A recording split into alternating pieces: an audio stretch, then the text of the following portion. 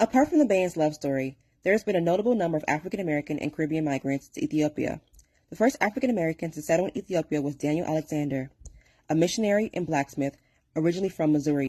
He came to Ethiopia in 1908 and found work as a blacksmith. He eventually used his earnings to create a money lending business, which allowed him to purchase a farm and cattle, which made him enough money to have his own servants. He married a local Ethiopian woman and stayed there until 1935. There was also a small group of African Americans staying in the Mahara Highlands during the 1920s. He tried to encourage other Black Americans and Caribbeans to travel to Ethiopia due to his belief that the Bible referenced Ethiopia as the rightful land for Black people. Overall, he was considered the first successful African American entrepreneur in Ethiopia.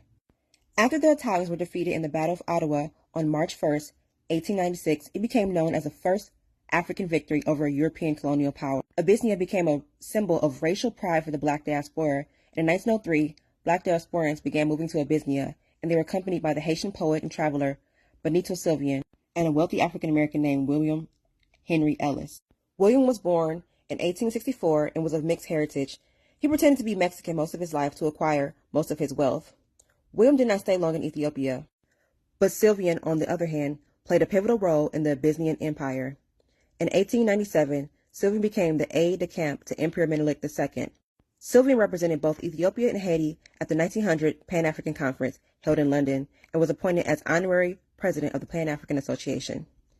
Benito spent his life fighting against African colonialism, which he deemed a new form of slavery. Another noteworthy person who greatly impacted Ethiopia was Mignon Lorraine Innes. She was born November 19, 1905 in Barbados. She immigrated to New York City during the 1920s and studied business administration. It was here that she met a group of Ethiopian dignitaries who were recruiting skilled Black Americans to help in Ethiopia development. Ethiopia's recruitment for Black diaspora workers would eventually bring her to her future husband, Arnold Josiah Ford. Arnold Josiah Ford was Barbadian and is considered a pioneering figure of the Black Hebrew movement. Arnold was born April 23, 1877, in Bridgetown, Barbados. He was the son of Edward Ford and Elizabeth Augusta Brathwaite. His father worked as a policeman, but was also a charismatic preacher, which would later influence Ford's decision to become a rabbi. Ford's parents wanted him to become a musician, so he was given lessons to learn to play the bass, the violin, and the harp. He went on to study musical theory at Edmonstone Barnes of London, and in 1899 joined the musical corps of the British Royal Navy. Ford arrived in New York in 1910 and was said to have lived in Bermuda prior to arriving in America. When Garvey opened the UNIA chapter in New York, Ford became the musical director of the UNIA choir. His friend Samuel Valentine was the president, and Nancy Paris was the singer. The three of them became key figures for the Black Jewish movement within the UNIA. Ford later went on to compose the song Ethiopia, which became part of the Universal Ethiopian Anthem of the UNIA. In 1930, after the announcement that there would be a coronation for the new emperor, Haile Selassie, Ford took advantage of Ethiopia's invitation for skilled Black people to immigrate to the country. He arrived just in time to perform during the festivities. He went on to marry Mignon Lorraine Innes, and they had 2 sons. The Ford family were not the only group of Black immigrants. By the 1930s, over 100 African Americans and Caribbean immigrants came to Addis Ababa, Ethiopia.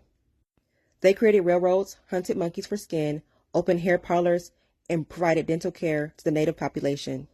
They also provided entertainment for the locals by opening theaters and cabarets and teaching them jazz music and Black spiritual music. Some African Americans and Caribbeans came from humble backgrounds, holding jobs such as carpenters, mechanics, and watchmakers, while a handful of African Americans worked for the Ministry of Education and Public Health, one of them being Dr. John Baldwin West. West was the first African American to receive a master's in health administration from Harvard University. John B. West had befriended Malaku Bayan at Howard Medical School. This friendship led to West working in Addis Ababa, Ethiopia, under Malaku's relative Haile Selassie. West worked as an advisor and health administrator for a short time before he returned to the U.S.